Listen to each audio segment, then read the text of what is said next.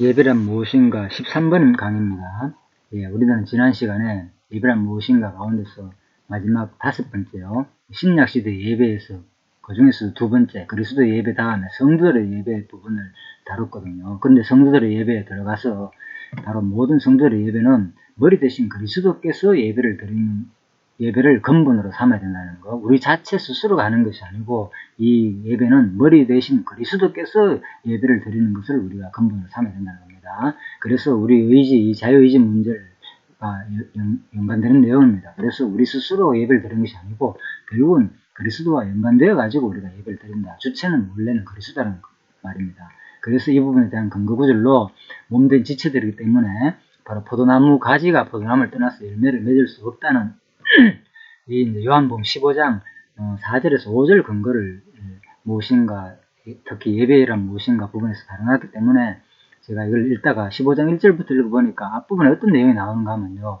무릇 내게에서 과실을 맺지 않은 가지는 하나님께서 이를 제해버린다는 말이 있습니다. 그래서 많은 사람들이 이거 잘못 믿다가는 예수를 제대로 안 믿게 되면 우리가 결국은 이제 천국까지 못하느냐, 상당히 이제 위협적인 말씀이 나오고 있기 때문에 이거 참 해석이 분분하고요. 의견들이 또 특히 이 부분은 이제 알미니안적인 해석이고 또 뒷부분은 또 칼빈주의 해석이 나오기 때문에 많은 이게 신학적으로 논란이 되고 있고요. 그리고 또 성경 전반적으로도 거의 뭐 인간이 해야 되는 부분과 또 하나님 절대 주권을 강조하는 그런 내용으로 지금 많은 신학계가 혼란스럽게 있는 게 현실입니다. 그래서 성경 해석의 관점에서 우리가 뭐 이거는 평생 성경 전체가 이런 부분이 한두 가지가 나오는 게 아니고 많은 것이 나오기 때문에 지금 예배란 무엇인가를 다루면서 이 부분이 무조건 하나님이 절대 주권으로 해석되기도 하지만은 또 이것이 알고 보니까 바로 하나님 살아계신 여호와를 계시 중심으로 마지막까지 결론을 맺기 위해서 제가 이 부분을 2가지 내용을 다 학자들의 견해를 살펴보면서 마지막에 이 내용도 결국은 하나님이 하신다로만 끝나는 게 아니고 진짜 하나님의 우리의 신령한 예배의 삶 자체가 성도의 예배가 바로 하나님이 자기의 존재와 속성을 계시하시는 삶의 현장까지 이제 연결하기 위해서 제가 말씀을 드리는 겁니다.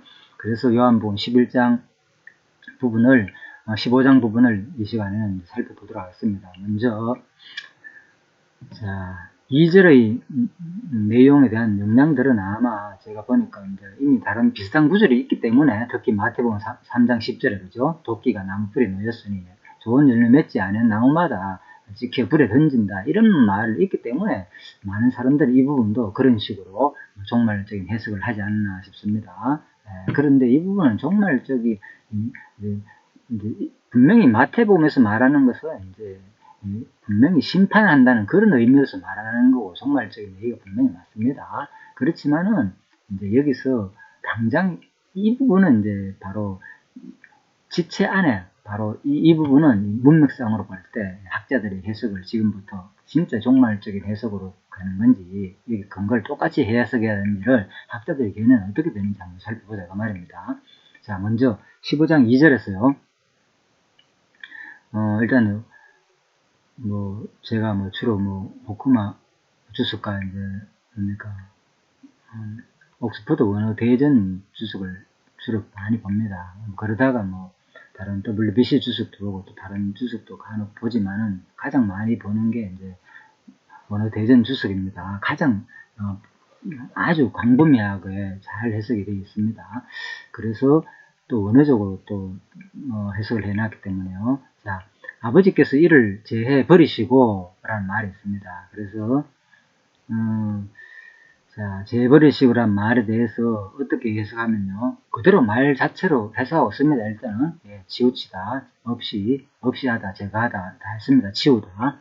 그래서 그런데 문제는 이는 물론 내게서 과실을 맺지 아니하는 가지인데 그렇다면 내게서 과실을 맺지 않은 가지는 본문에서 구체적으로 누구를 가리키는가 이게 문제가 되겠죠.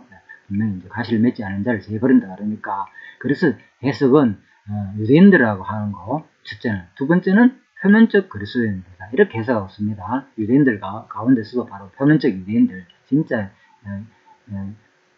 표면적 유대인이 아니라 이면적 유대인, 곧 예수를 믿는 사람들 뿐이었던 것이다. 그래서 진짜 이제 유대인이 아니고 바로 드러나는 이제 형편이 없는, 행함이 없는 표면적인 그런 유대인들이나 그리스도인들이 아니겠네. 이렇게 해석을 한다는 겁니다. 자, 여러 성경 근거 구절을 들어가지고 해석하고 있습니다.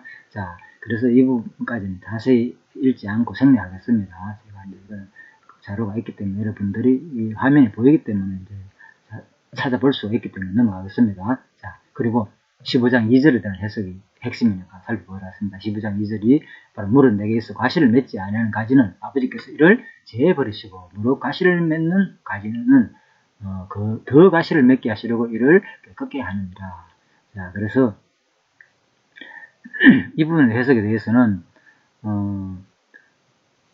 이를 있죠. 이를 여기서 혹자는 혹자에서 혹자 이를 두 번 나오잖아요. 아우트란 말인데 똑같은 단어가 두 번 사용된다는 거였어요. 그래서 이를 상반에는 이를 마찬가지로 열매를 맺지 못하는 가지를 보고 있고 요 이를도 열매 맺지 않는 가지고 뒤에 나오는 이를도 열매 맺지 않는 가지를 가지에 관계된 내용이다 그 말인 거예요. 자, 그래서 바로 상반절에 나오는 제해버리시고와 동일한 뜻을 갖는 것으로 본다는 거예요. 하반절에 나오는 내용도 깨끗게 한다는 말도 그게 무슨 말인가면요.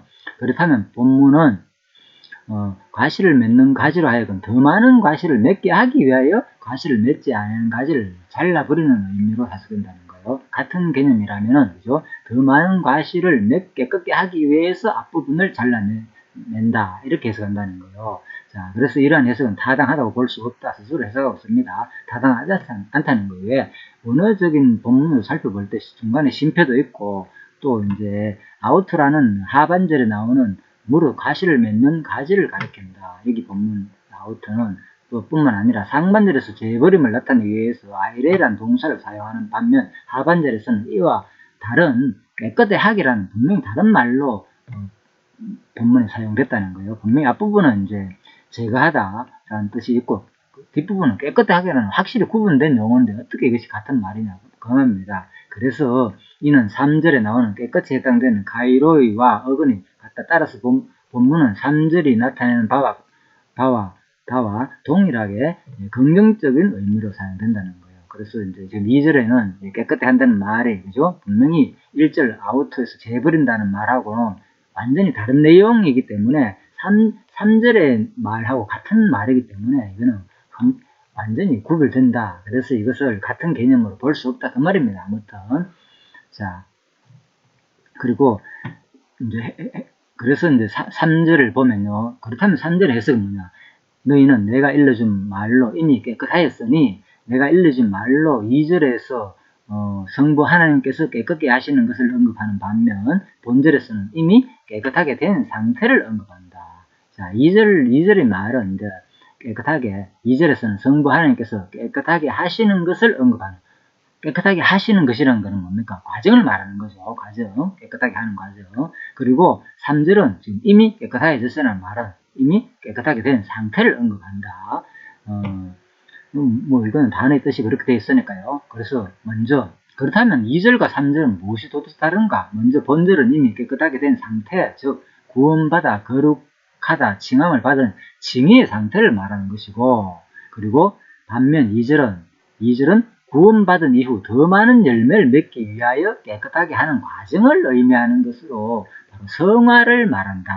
자, 그래서 이는 구원을 받은 이후에 하나님께서 원하시는 바 더욱 풍성한 열매를 맺기 위해서는 성화의 삶이 요구됨을 보여준다. 자, 다시 정리하면 이렇습니다.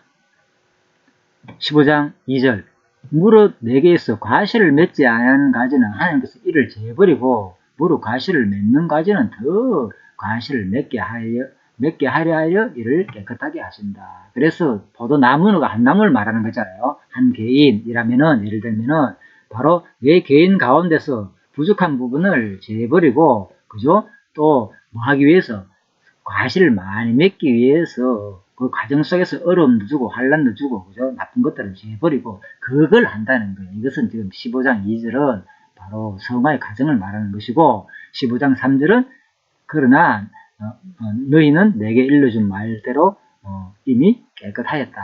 그래서 이것은 구원을 말하는 것이다. 구원된 성도들은 이런 과정을 거친다. 그 말을 설명한다는 거예요. 왜? 하나님은 농부이고 나는 참 포도나무다.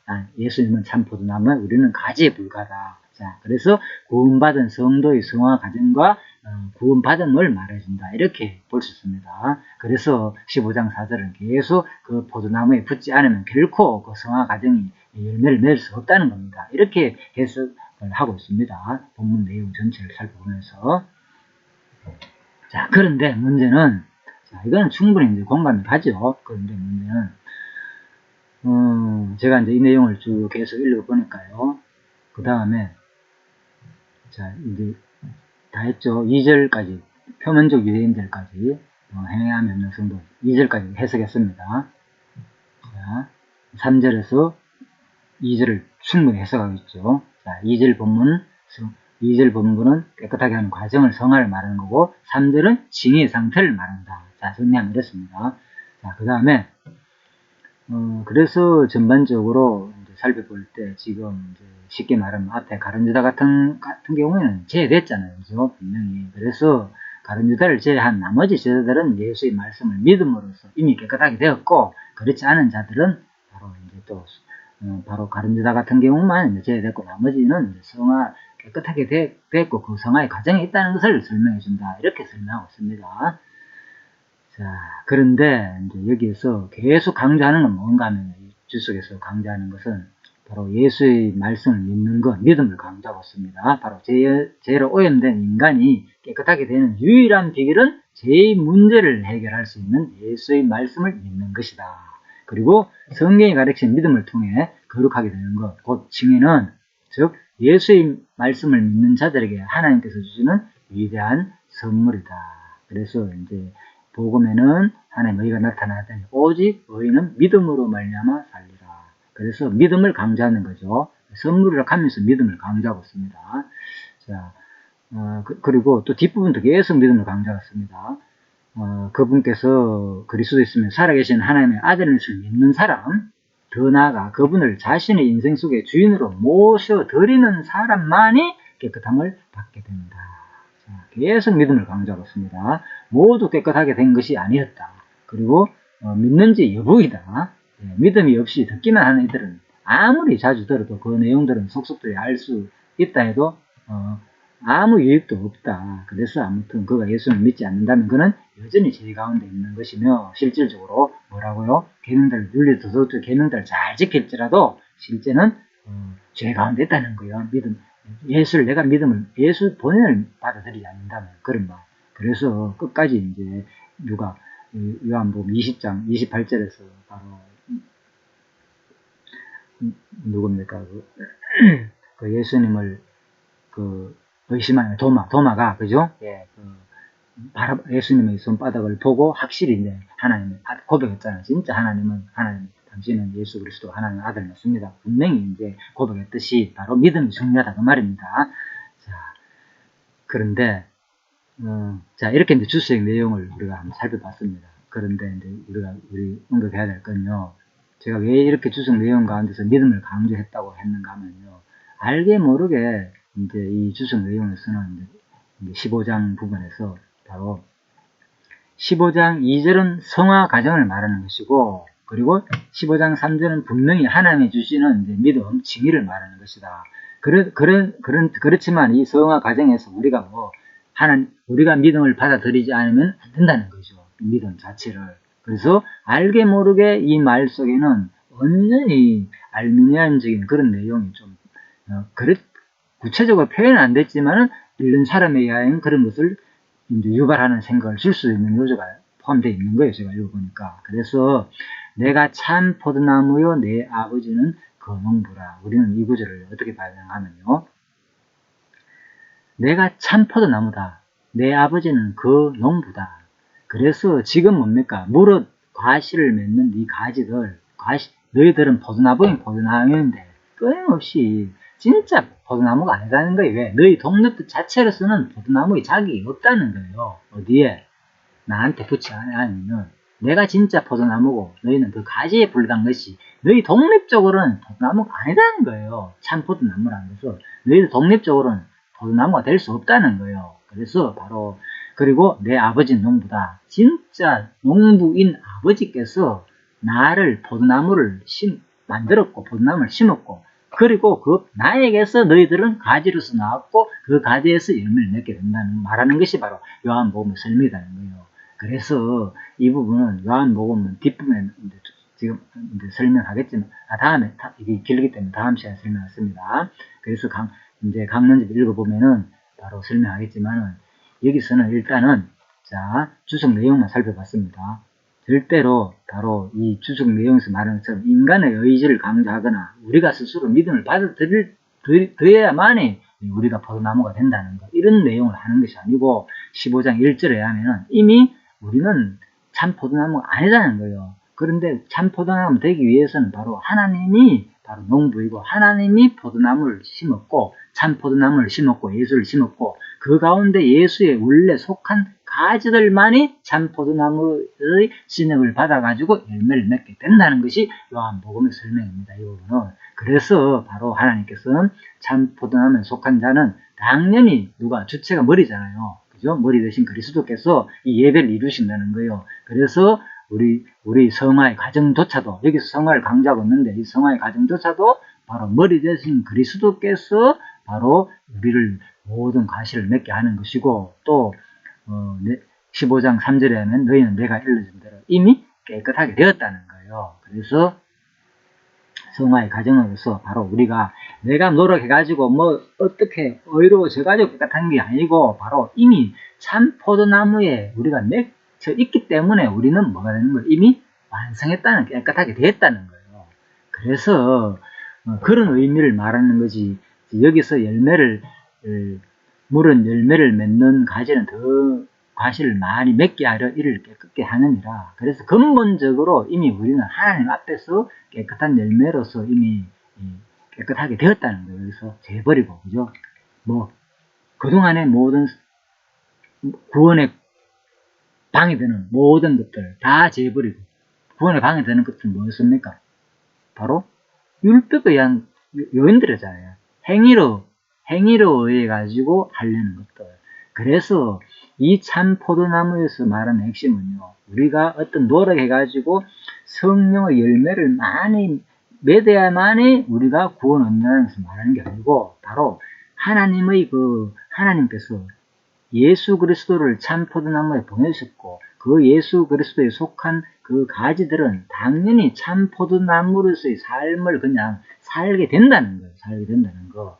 그래서 우리는 그 과정을 보자는 거예요. 바로 우리가 노력해가지고 성화의 열매를 맺어야 된다. 안 맺게 되면은 바로 예수님이 우리를 단호히 잘라버린다. 누구처럼 누구 가룟유다처럼 그거를 협박하게 사는 말이 아니고 지금 25장은요 우리한테 그 제자들을 두려워하고 떨리고 예수님께서 마지막에 돌아가시기 전에 이제 마지막에 이제 설교하는 장면이잖아요, 그죠? 마지막에 그래서 어디서 마가 다락방에서 마지막에 참 긴 설교를 하는 장면입니다. 그래서 그러고 난 다음에 이제 예수님께서 이제 잡혀가가지고 이제 결국 이제 십자가 돌아가지고 이제 성천하신 내용이잖아요. 그래서 많은 사람들한테 두려워하는 제자들한테 바로 위로의 말씀으로 그죠? 권면하는 그런 내용입니다. 자, 그래서 결코 이 내용은 너희들이 지금 앞으로 사는데 제대로 복음 증거 안 하면 너희들 끝장난다. 예? 제대로 열매 못 맺으면 지금 심슨짓을 말하는 것처럼 지금 주수꾼 돼가지고 열매 1년에 한두 명 제대로 전도 안 하면 벌금 110만 원 물어야 되고 무슨 공짜가 됐느냐 이런 내용이 아니고요. 그래서 바로 진짜 하나님께서 우리한테 안에 있기 때문에 너희는 당연히 나한테 있게 되면 그 과정을 겪을 것이다. 열매도 맺게 될 것이다. 그것을 너희들 보라는 겁니다. 그래서 우리는 살면서 그것을 확인하면 되는 거예요. 아, 내가 진짜 포도나무에 붙어 있으면 당연히 내가 열매 맺는 것들이 나올 때 그 열매는 무엇입니까? 열매는 성령의 열매 있잖아요. 그죠? 온유하고 화평하고, 그죠? 그런 모든 것다 평하고 하나님께서 말하는 그런 열매를 자연히 우리가 이제 맺게 된다는 겁니다. 그래서 그걸 맺을 때에, 야, 진짜 하나님이 예수께서 이렇게 언약하시더니 우리의 삶 속에서 그를 이루시는 그 여호와가 계시되는 현장으로 봐야지, 끊임없이 이 부분을 가지고 그냥 이렇게 안 되면 제가 하게 되고 안 된다, 너희는 구원도 확신도 없다, 우리가 그렇게 놀아가지 않으면 결코. 그래서 바로 신천지가 왜 이렇게 성도가 많은 사람들이 짧은 기간에 번성하게 되는 계기는 바로 이거거든요. 혓발 공각 때문에 다른 것이 아니고, 성경을 통해서 너희들 이렇게 제대로 모하면은 12만 13만 4천 명에 속하지 않으면 절대 천국 못 간다, 그것 때문에 죽자 사자 전도하게 되는 거죠. 그런데 이제 참 그게 크긴 큰 모양입니다. 많은 사람들이 진짜 영생에 달린 문제니까. 그런데 우리가 진짜 이 영생에 달린 문제를, 보화를 가진 사람들은 그런 걸 볼 때 우리 마음속에는 어떤 반성을 오죠. 진짜, 야, 그동안에 이렇게 그 사람들은 이 영생 못 들어가면서 목숨 걸고 일생을 거는데, 우리들은 그걸 소유하기 때문에 편안하게 누구나 좋아가지고 그냥 전도할 어떤 별로 의지도 없고 만족하고 지내는 이 현재 기독교가 좀 그런 것도 있긴 있잖아요. 그래서 반성은 됩니다, 분명히. 그렇지만은 그 의지도, 그죠? 우리가 할 수 없다는 것. 바로 뭐냐? 바로 모든 열매를 맺는다는 것은, 우리가 이 땅에 있는 것은 내가 할 수 없다는 것. 그걸 알려주는 게 진짜 의미라는 거예요. 예수님이 바로 참 포도나무지, 너희들은 다 가짜다는 거예요. 너희들은 그래서 결코 제대로 하나도 참 포도나무고 거짓 나무이기 때문에 나에게만 속하고 나의 성령의 진액을 끊임없이 매 순간 성령에 의한 열매가 맺혀지는 것이지, 너희들 스스로서는 결코 열매를 맺을 수 없다는 것을 알려주는 게 이 부분이라 생각하시고, 비록 아직 우리가 성령의 열매가 크게 안 나오더라도, 그런 모습들이 안 나오더라도 결코 자전하거나 실망하지 마시고, 이것은 하나님께서 하시는 일입니다. 이거는 우리는 뭡니까? 그렇다면은 이 땅에서 하나님이 이 모든 복음 진리를 위해서 우리를 깨끗하게 하시고 열매 맺는 그 과정을 보면서 끊임없이 하나님을 찬양하는 게 진정한 우리의 모습입니다. 그래서 혹자는 열매라는 게 다른 게 아니고 나를 온전히 부정하는 거다, 이렇게 말하는 사람이 있습니다. 그거는 뭐 알기 때문에 누가 그렇게 얘기하면 김성수 목사님 그렇게 얘기합니다. 부정을 강조합니다. 부정. 인간은 끝없이 아무것도 알 수 없다는 거, 그거 깨닫는 게 바로 열매다고 말합니다. 그런데 너무 그거는 이제 극단적으로 말하는 것 같고, 그렇지만 분명히 이제 열매가 오히려 형태로 변하기 때문에, 그죠? 그것도 의미가 있거든요. 분명히 의미가 없는 것이 아니고. 그래서 그 의미는 이제 강론집을 통해서 도대체 무슨 의미가 있는지 다음 시간에 계속 살펴보도록 하겠습니다.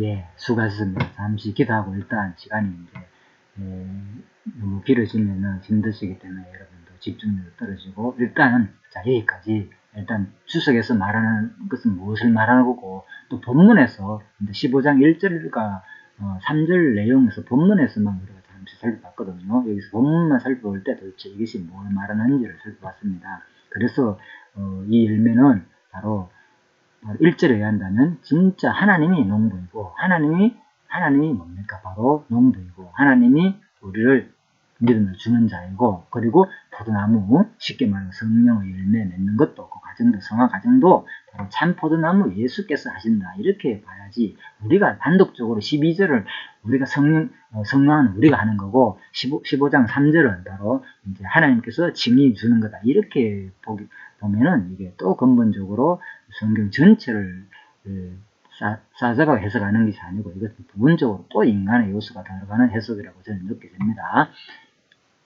그래서 제가 끊임없이 이제 로마서 11장 36절에 한다면 이 부분도 요한복음 15장 1절도 똑같은 개념으로 봅니다. 저는 로마서 11장 36절에 하면은 뭡니까? 모든 것이 만물이 거기서 나오고, 그죠? 하나님께서 나오잖아요. 그로 말미암고, 바로 예수님께서 말미암는 거죠. 하나님께서 보내신, 하나님께서 하시는 거죠. 성령 하나님께서. 그로 말미암고잖아요. 그러니까 만물 가운데서 뭐 성하고 징이고 다 포함되잖아요. 그러니까 이걸 또 뭔가 모르게, 이거는 우리가 성하는 인간이 해야 되고, 이것은 또 믿음도 우리가 받아들여야 되고, 노력해가지고, 안 받아들이면 바깥에서